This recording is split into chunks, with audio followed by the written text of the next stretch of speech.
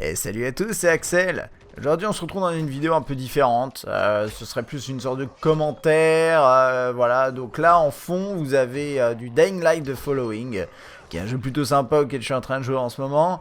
Et je voulais vous raconter une petite anecdote, en fait 3 petites anecdotes qui sont liées, vous allez comprendre pourquoi. Si vous avez lu le titre, de toute façon vous savez de quoi ça va parler. Ah ouais, ils sont pas cons hein. Bon alors en gros il y a environ une grosse semaine, Sonia, ma femme, était en train de faire un atelier de cuisine, parce qu'en fait elle est blogueuse culinaire, je sais pas pour ceux qui le savent, et elle faisait un atelier de cuisine, et en fait devant tout le monde, pendant qu'elle était en train de faire une démo, en fait elle s'est ouvert la main, enfin ouvert un doigt, ça a pissé le sang de partout, c'était assez drôle, enfin non pas drôle, bref. Et donc, on a fini par se retrouver aux urgences tous les deux, un dimanche soir. Ça, c'était assez fun. Elle a eu des points de suture et tout va bien. Mais ça m'a fait penser du coup à deux trucs. Et c'est vrai que moi, j'ai la main gauche qui va bien, mais globalement assez abîmée. J'ai 2 grosses cicatrices dessus. Et je voulais vous raconter un peu l'histoire de ces 2 cicatrices. Et vu qu'en fond, on a du Dying Light avec pas mal de sang, je pense que c'est assez intéressant. On a rien à foutre de ta vie. Alors la première histoire, c'est la plus grosse, on va dire. J'avais quoi, à peu près 15 ans, 14-15 ans, je sais pas trop. Il y avait ma mère qui faisait la cuisine. Alors souvent ce genre de truc, ça se passe dans la cuisine, hein. Je veux dire, bon, les trucs qui tranchent, généralement, sont dans la cuisine. Mais vous verrez que la seconde, c'est un peu différent. Et concrètement, l'idée, c'est, elle était en train de, je sais pas trop quoi faire. On avait un de ces mixeurs. Alors déjà, quand je vous dis mixeur, je pense, enfin, vous imaginez un peu le potentiel de fail qu'il y a derrière, surtout avec un petit con comme moi.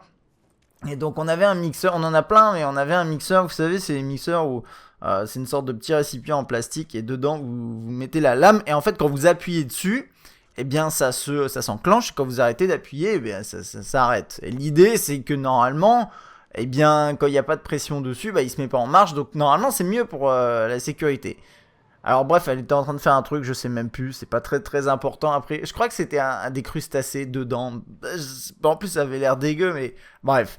Et donc, elle était en train de faire ça, et moi, je me suis dit, hey, je suis un bon fils. Maman, tu veux que je t'aide? Dégage, petit con, tu sers à rien. Et donc, je commence à lui prendre le mixeur des mains.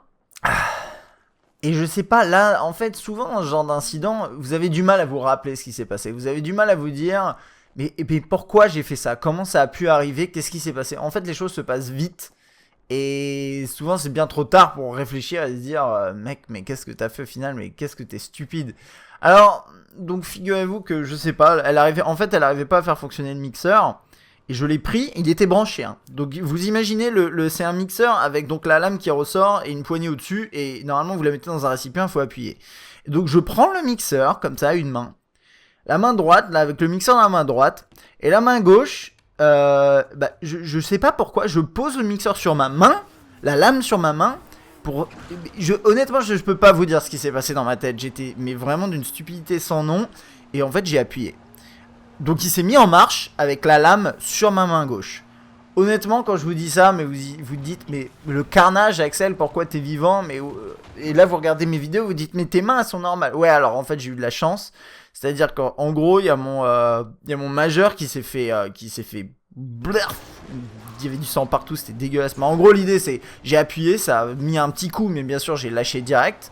J'ai mis direct mes mains au-dessus de l'évier dans la cuisine en gueulant « Putain, mais qu'est-ce que je suis con !» J'ai dit ça, le premier truc que j'ai dit c'est « Putain, mais je suis vraiment d'une stupidité incroyable !» Et je tenais ma main comme ça avec l'autre, vous voyez pas, mais je fais le geste, et il y avait du sang partout, c'était dégueulasse, et j'avais pas mal à ce moment-là. Parce qu'en fait, avec l'adrénaline et le choc du moment, vous sentez rien généralement.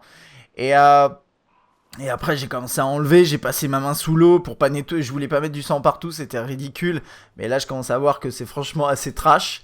Et si vous voulez, je vous en parlerai après, mais concrètement là actuellement, là je la regarde, j'ai une cicatrice qui va du haut du doigt, jusqu'à quasiment la base du doigt, pas tout à fait, jusqu'à la première phalange là. En gros là j'ai un 3/4 de mon majeur où il y a une cicatrice en dessous quoi. Parce que ça a été ouvert vraiment assez balèze.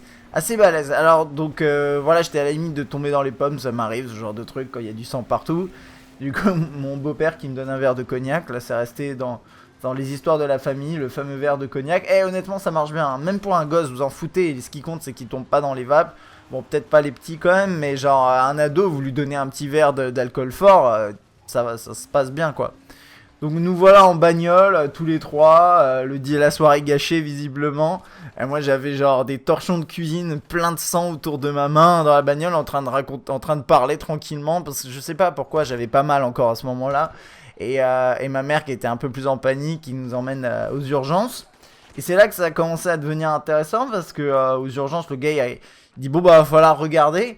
Et bah ouais, vas-y, tu vas regarder. Je pose ma main en fait. Je sais pas si vous êtes déjà allé aux urgences, mais c'est des petites pièces généralement. Enfin, c'est pas où vous allez, mais on s'allonge. Et puis là, il me demande de poser ma main à gauche sur une table. Et j'aurais commencé à dire bon, bah, va falloir regarder. Et là, d'un seul coup, en fait, l'adrénaline était bien redescendue. Et franchement, ça faisait mal quoi. Ça faisait bien mal parce qu'en fait, le truc, c'est qu'il devait regarder s'il y avait des tendons qui étaient coupés ou l'os, est-ce qu'il était touché. Et du coup, il a dû triturer dans mon doigt qui était ouvert quoi. Et donc pendant ce temps-là, ma mère elle me tenait la main de l'autre côté, elle tombait à moitié dans les vapes et elle me disait raconte-moi ton week-end, raconte-moi ton week-end. Parce que j'étais chez mon père le week-end, bref, je commence à lui raconter, ouais, on a fait du ciment, je sais pas quoi, on a fait un truc avec du ciment, et genre, mais j'en avais rien à foutre de l'histoire, mais allez, raconte-moi, ouais, super. Et donc, ouais, il triture, et franchement, c'était une torture, quoi. Il a balancé de la bétadine dedans, enfin, des trucs comme ça, et ça envoie du lourd, disons. Et donc, bref, ça c'était l'histoire aux urgences, et puis après, je me suis fait admettre, parce qu'il fallait que je me fasse opérer. Et donc, voilà, je veux pas raconter toute l'histoire, c'est pas forcément très intéressant, mais concrètement, j'ai eu, je crois, une dizaine de poids de suture.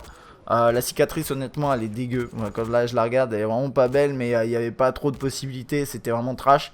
Il y avait des nerfs qui étaient touchés. Et du coup, ils ont dû les reconnecter. Je sais pas comment ils ont fait, c'est un truc de fou, honnêtement. Mais à la base, moi, j'ai pas senti le bout de mon doigt pendant très longtemps après. Donc ça, c'est intéressant. Et bref, j'ai pas pu utiliser, c'était la main gauche, j'ai pas pu utiliser ma main gauche pendant un bail, donc ça c'était pratique également. Donc ça c'était pour, ça c'est, on va dire, c'est ma grosse, entre guillemets, blessure, j'ai pas eu beaucoup de gros trucs dans ma vie. Et la deuxième, c'était un peu ridicule, c'était pareil, c'est un soir, là par contre on devait aller au cinéma, et on était un peu speed parce qu'on était en retard.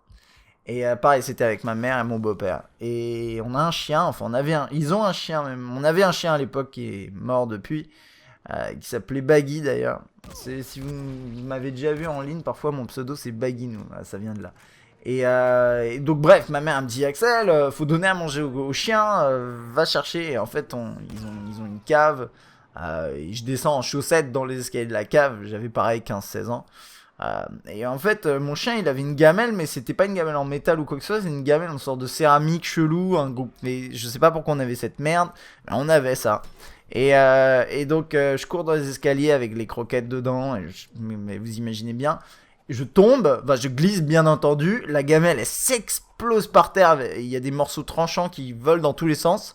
Et genre là, en fait, bah pareil, je m'ouvre, mais ça, vraiment, je sais même pas comment ça s'est passé, c'est dans le choc. Et donc là, pareil, c'était entre le majeur et l'annulaire. Et c'était trop bizarre comme coupure, en fait, vous voyez, quand vous regardez entre vos doigts, il y a genre un morceau de peau, et puis il n'y a pas grand chose entre les deux, je sais pas, c'est un peu vide, quoi. Et en fait, ça a ouvert là. Et bon, pareil, il y avait du sang partout, là, je me sentais comme un con, là, pour le coup, vraiment d'avoir couru dans les escaliers, et je regarde, et je pouvais voir l'intérieur de ma main, c'était très intéressant, et ça faisait pas mal, pour le coup, là, vraiment, ça faisait que dalle. Par contre, bah, les amis, vous imaginez un peu l'endroit, quoi, super pratique. Donc là, pareil, j'ai une cicatrice, là, ils ont fait juste 1 ou 2 points max, et ils l'ont fait en direct aux urgences, je suis revenu direct à la maison, mais c'est vrai que pendant 10 bons jours, c'était bien relou, parce que, en gros, quand vous bougez les doigts, bah le milieu il part avec quoi, c'est de la peau, donc c'était insupportable, j'avais 2 doigts accrochés et tout, mais on va dire que c'était pas grand chose comparé à mon épisode du mixeur, voilà. Donc ça c'était pour deux petites, on va dire 3 petites histoires de coupures, de sang et de mains abîmées, et franchement j'ai de la chance parce que sur cette histoire de mixeur j'aurais pu perdre un doigt vraiment. Et les mains, c'est quand même la base, quoi. Il y a les yeux, il y a la main. Bon, les jambes aussi, c'est important. Mais moi, je préfère avoir mes mains que mes jambes, a priori, je sais pas. Bref, le débat ne se pose pas, heureusement. J'ai de la chance, mais voilà. Donc ça, c'était juste pour les petites histoires. Je sais pas si ça vous aura au moins un minimum fait sourire, peut-être. N'hésitez pas à me raconter dans les commentaires vos histoires de blessures de guerre, si ça vous branche. Et puis moi je vous conseille honnêtement Dying Light, là pour revenir sur le jeu. C'est vraiment un bon titre. Et The Following pour l'instant, ça a l'air vraiment cool. J'y jouerai pas mal en stream. Donc si ça vous branche, n'hésitez pas à me faire signe sur Twitch. Et à me suivre sur Twitter. Et puis moi je vous dis à bientôt. Allez, salut. Salut, blaireau.